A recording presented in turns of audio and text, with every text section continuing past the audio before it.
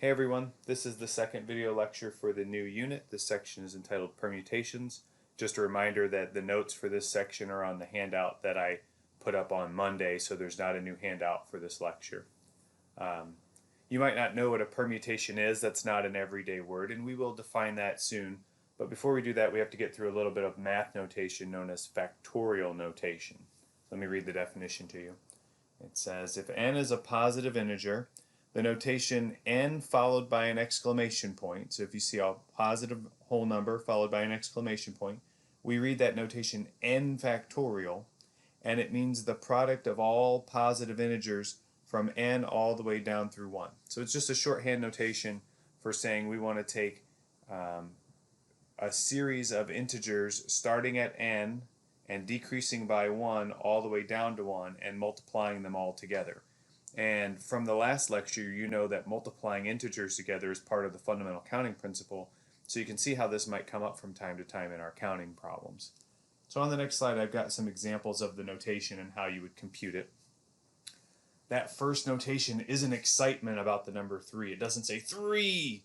We read that as 3 factorial, and it means the product of all positive integers from 3 all the way down to 1. So we're going to take 3 times 2 times 1. And 3 times 2 is 6, and 6 times 1 is still 6, and so 3 factorial is equal to 6. And it might seem silly to write the 1 in there, but our third example will show why we need that in our definition.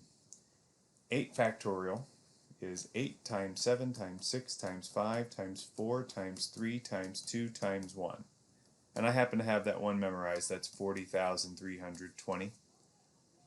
You can see these factorials grow really quickly, and that might be why they use the exclamation notation, because of the speed with which the outputs grow. 1 factorial follows the definition because it says start at 1 and end at 1. And that's the reason why we need the 1 in the formula, so that we know that when we do 1 factorial, the result is just 1. And you can see at the bottom, I have the definition for 0 factorial. 0 factorial is defined to be equal to 1. It doesn't follow the rule that we saw on the previous slide, but that rule is only for positive integers. 0 factorial can have its own rule, and we'll see in our formula that we're going to learn later that we want 0 factorial to be equal to 1 so that we can avoid division by 0. There's a meaning to 0 factorial equals 1. It's not an arbitrary choice. You can also do factorials with your calculator. I want to demonstrate that. So if you pull your calculator out, let me clear out this stuff from my other class. The factorial is found underneath the math option. So first you type the number that you want to make the value of n. So like for 8 factorial, I would type in 8 first. Then you want to push your math key, which is right underneath your green alpha key. And factorials are often used in probability problems. So if you look on the right, one of the headings is PRB. That's an abbreviation for probability. So you can use your left and right arrows to scroll over to it. You could scroll 3 times to the right, but I'm so lazy I'm just going to scroll once to the left. And you can see that fourth choice there vaguely looks like an exclamation point. That's what that's supposed to be. So we want choice 4. So I'm going to push the 4 key to access it. And then you hit enter after the factorial, and there's that 40,320 that I mentioned. So you can use this for computing factorials rather than typing out 8 times 7 times 6 times 5 times 4 times 3 times 2 times 1.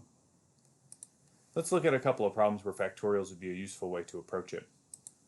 On page 294, the very first problem, problem number 1, says 6 performers are to present their comedy acts on a weekend evening at a comedy club. How many different ways are there to schedule their appearances? Well, let's just think about how we would do this using the ideas from the last section. We have 6 choices to make because we have to make 6 scheduling choices. So I'm going to draw 6 blanks. And in the first blank, we could schedule any of the 6 comedians that are going to perform. So we have 6 options for the first act to appear on the stage. But once we've used that person, we can't use them again, so we don't still have 6 options. We only have 5 options, the 5 remaining performers. And once we've used that performer, we only have 4 people left over for the third slot. And we have 3 people left over, and then 2, and then there's only 1 person left for the last slot. And the fundamental counting principle says that we multiply these together, so that's 6 times 5 times 4 times 3 times 2 times 1 which I happen to know by heart is 720. Is there another way we could have done that computation? Sure. Once we realized it was 6 times 5 times 4 times 3 times 2 times 1, rather than writing that out, we could have just written 6 factorial and run to the calculator with it. 6 factorial, I would type the 6, push the math key, scroll to the probability option. I like to do that with the left arrow. Choice 4, and then enter, and there's that 720. So 2 different ways to do the same thing. N factorial, in fact, is the number of ways to arrange n objects in order. So you can use factorials in place of the fundamental counting principle when you're taking a series of objects and arranging all of them in order. Next page, page 295, problem number 8, says you need to arrange 10 of your favorite photographs on the mantle above a fireplace. How many ways can you arrange the photographs, assuming the order of the pictures makes a difference to you, so the order matters? Well, you have 10 options for the first picture you put up there, and once you've used that one, you have 9 options, and then you have 8 and 7 and 6. Rather than drawing 10 blanks and writing the numbers from 10 to 1 all the way down there, I recognize that I'm just arranging all 10 objects in order, and 10 factorial will do that for me. I don't know what 10 factorial is, so I'm going to run to the calculator with this. 10 math. It's in the 3 millions, but I don't have it memorized. Scroll to probability, choice 4, enter. 3,628,800. 3,628,800. So if you go to arrange 10 objects in order, there are over 3.5 million ways to do that. There's a lot of different options here. And we could, rather than having to count them all up by listing them, we were able to do that with a quick computation. So factorial notation is used to represent this multiplication of these descending integers from n all the way down to 1. It's also part of the formula for counting up the number of ordered arrangement of objects. And an ordered arrangement of objects is called a permutation. This is what where the name of the section comes from. A permutation is an ordered arrangement of items where no item is used more than once. So when you're putting objects in order and not reusing anything, we call that a permutation. So if the order matters, it's called a permutation. And there's a formula for the number of possible permutations. And it has kind of a weird notation.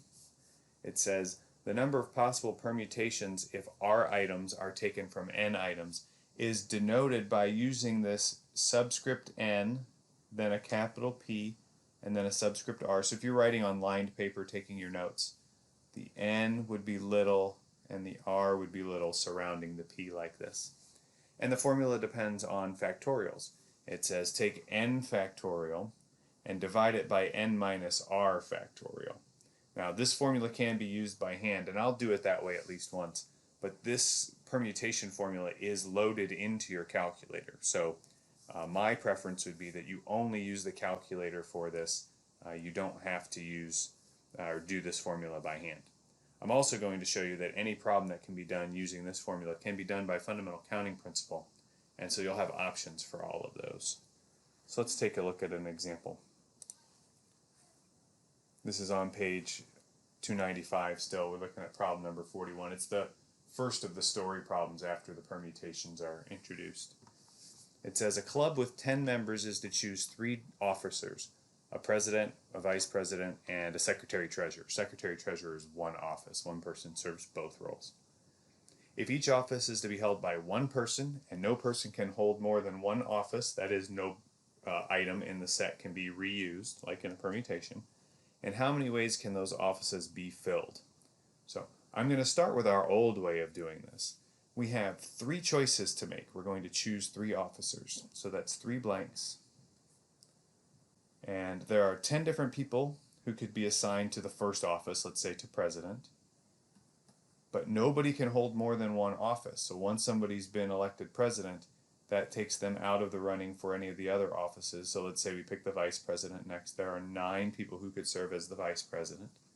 And neither of those 2 people who have selected so far could serve as the secretary-treasurer, leaving 8 behind. And we get 10 times 9 times 8, and that's 720. But we could also think of this as a permutation because we're taking three objects, three people, from this club of 10 people and arranging them in offices, one into president, one into vice president, and one into secretary treasurer.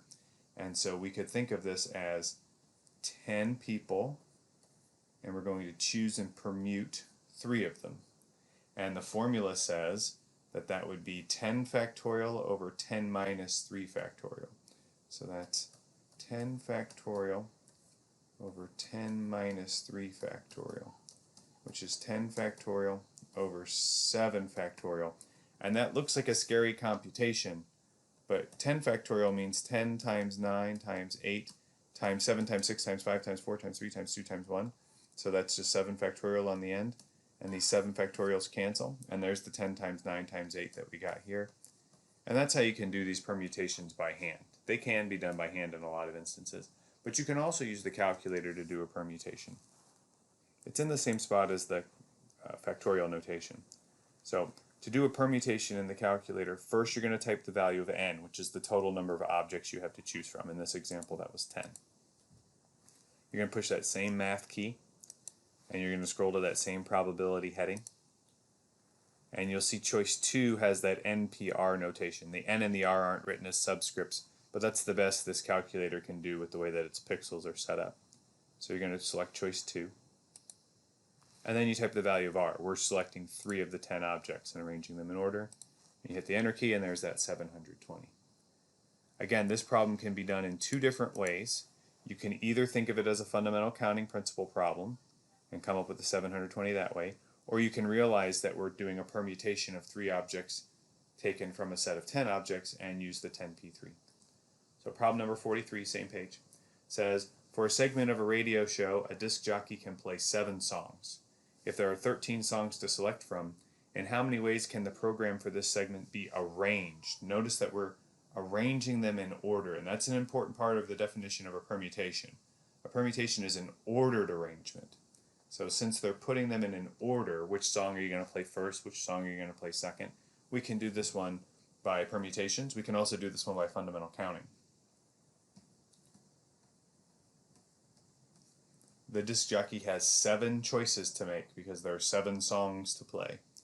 And there are 13 choices for that first song. And there are 12 choices for the next song because you're not going to play the same song twice in the segment. And then there are 11, and then 10, and then 9, and then 8, and then 7. I could multiply all those together in the calculator, 13 times 12 times 11 times 10 times 9 times 8 times 7. But if you learned nothing about me this semester, it's that I'm fairly lazy. And when I can avoid things work like that, I will. I recognize that what this really is a permutation. I had 13 total objects, and I'm going to choose and permute 7 of them. There are 1, 2, 3, 4, 5, 6, 7. The 7 here isn't because this was a 7. I want you to notice that in the previous example. The number that I chose here wasn't the last number in the blank. It's the total number of blanks. There were 3 blanks. Here there are 7 blanks, and yeah, there happens to be a 7 in that last spot, but don't read into that. That 7 here is because of the total number of spots. So I'm going to do this by doing 13p7 in the calculator. Let me clear this out.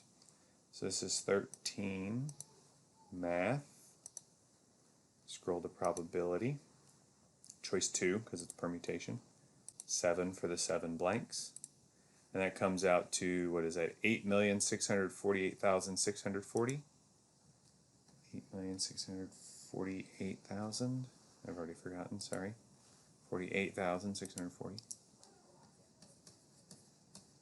And maybe I shouldn't be so lazy. Let me show you. You could take 13 times 12, this is already making me angry though, times 11, times, I'm regretting this, 10 times 9, this sucks, times 8, times 7, I'm exhausted. See how it's the same number, but I didn't have to do all the typing when I recognize it as a permutation. So this is the strategy that I'll usually use. I recognize that I can do this by fundamental counting, but once I get it set up that way, I'm like, oh, it'd be so much easier to type this as a permutation in the calculator, and I'll do it that way. So that's a strategy that I'll use quite a bit. But we can do it either way. Just one more example from this section. We will get more practice with permutations. The author does a good job of mixing all of the different kinds of problems together in the third section of the chapter. And for Monday's lecture, not Friday's, but for Monday's lecture, the second lecture over the third section, we'll do some more permutation problems as a part of that mixture. But just one more. I don't want to make this video too long. All of the problems are kind of done in the same way. So number 47 says, 9 bands have volunteered to perform at a benefit concert, but there's only enough time for 5 of the bands to play. How many lineups are possible? I'd like you to pause the video and set this up with the blanks and then see how you would do this using the permutation notation, and then resume the video and see if you got it right. Okay, let's see. If you're going to do this by fundamental counting, there are 5 bands who are going to play. There are 9 choices for the first band. There are 8 choices for the second band because the first band's already played. That leaves 7, and then 6, and then 5. So it's 9 times 8 times 7 times 6 times 5. And this list is short enough that it wouldn't bother me too much to type this into the calculator. But I could also do this with the permutation notation. There are 9 total bands, and of those we're going to choose 5. And I want to reiterate that the 5 is there because there are 5 blanks, not because the last number is 5. So watch out for that when you're doing your own examples. So I'll type it in both ways and show you get the same answer either way. So 9p5 is how I would do it. Let me clear this. So 9, math, scroll to probability, choice 2, 5, enter, is 15,120. Or we could do 9 times 8 times 7 times 6 times 5 is 15,120, which is approximately the number of times that my son has said bro while I've been making this video. I apologize if you can hear him through this. He's down there playing Fortnite with his friends, and all he says is bro and bot. Those are the only things he ever says. It's like he's limited his vocabulary to 2 3-letter words that both start with B. And if you heard him yelling bro or bot, I apologize. 15,120 either way that you do it. So there are over 15,000 different ways that you could select 5 of the 9 bands and put them into an order. Again, I didn't want to overdo it with examples in this section, so that's the last one. I encourage you to try some of the problems near the ones that I did. I know some of those will be even numbered problems, so if you want to send me your solutions or see me during an office hour, I have office hours tomorrow, for instance, at both 9 o'clock and 10 o'clock. Just come see me in my Zoom session. Have a good one.